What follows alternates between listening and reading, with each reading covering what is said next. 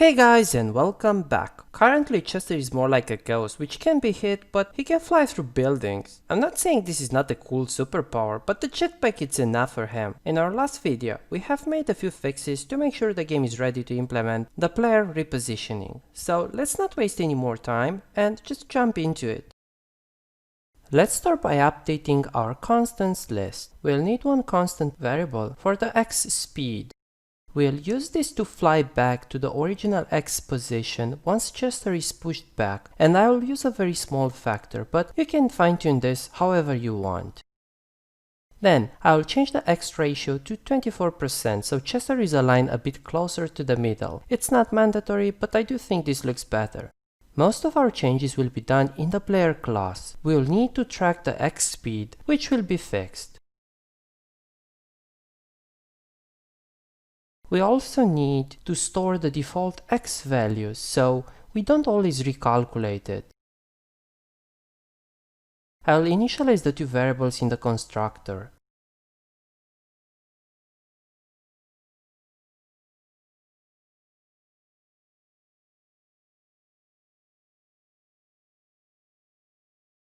Then, when we reset Chester's position, we'll set the x to the nominal x value, and when resize, we'll calculate the nominal x value.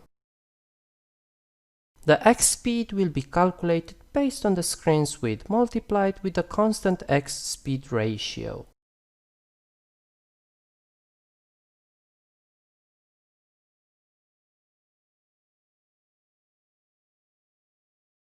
After we do all the updates and repositionings, we do want to check if by any chance Chester is outside the screen.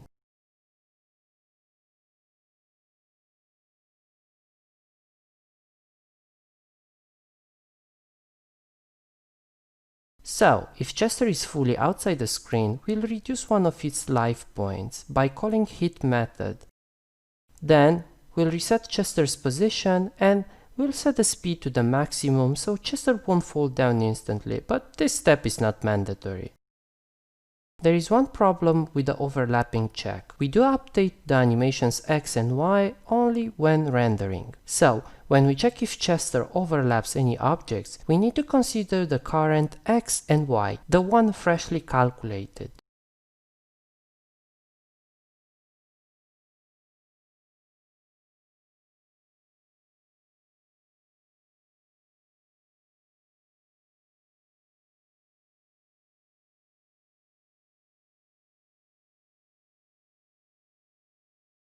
Now, when one of the assets are sending the signal to reposition Chester, we'll calculate the current rectangular based on the current X and Y values.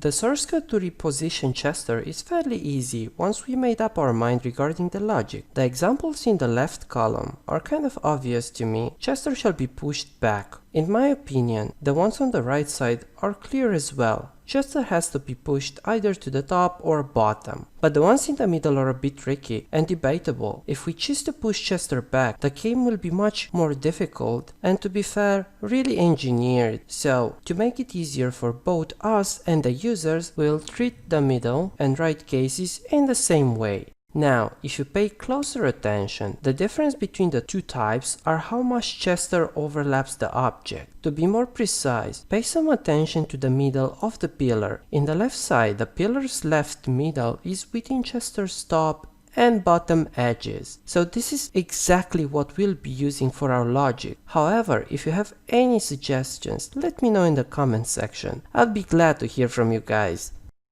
Coming back to our source code, if the middle Y of the object is within player's bot and top, we have to adjust Chester's X.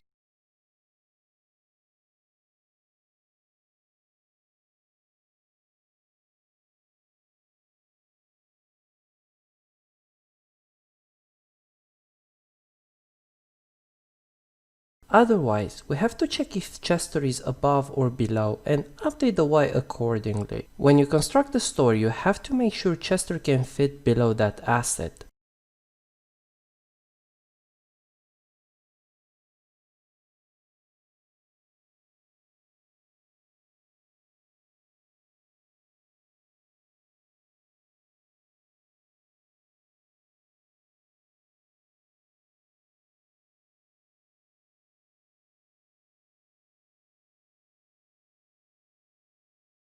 When I was thinking about possible scenarios, I've noticed there might be a problem with our cleaning mechanism. If we check the following example, even though the box is outside the screen, Chester sits on it, our logic will clean it up, and Chester will start falling, but this is not correct. To make sure this doesn't happen, we have to clean up only the objects which are outside Chester's range. In this example, only the first box should be removed. So I'll change the logic in our entities to consider them outside only if their x plus twice of their width is smaller than 0.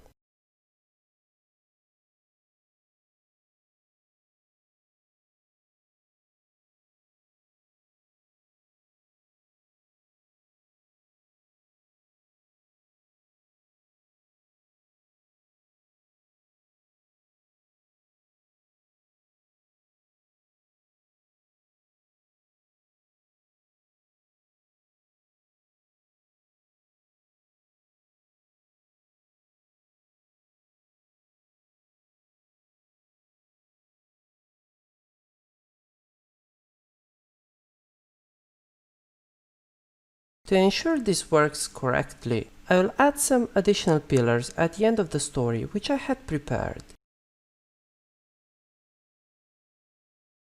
Back to the player. When we update the position, if the x is smaller than the nominal x value, we'll increase the x with the x speed, otherwise we'll set it to the nominal x.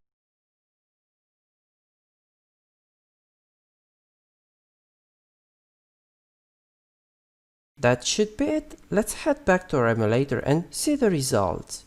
It seems like the pushing mechanism works as expected. When Chester is outside of the screen, he gets respawned and one of his life points is gone. On top of that, he can sit on pillars now, finally. If the next asset is slightly higher, Chester won't be pushed back, but he'll climb it. This is what we decided.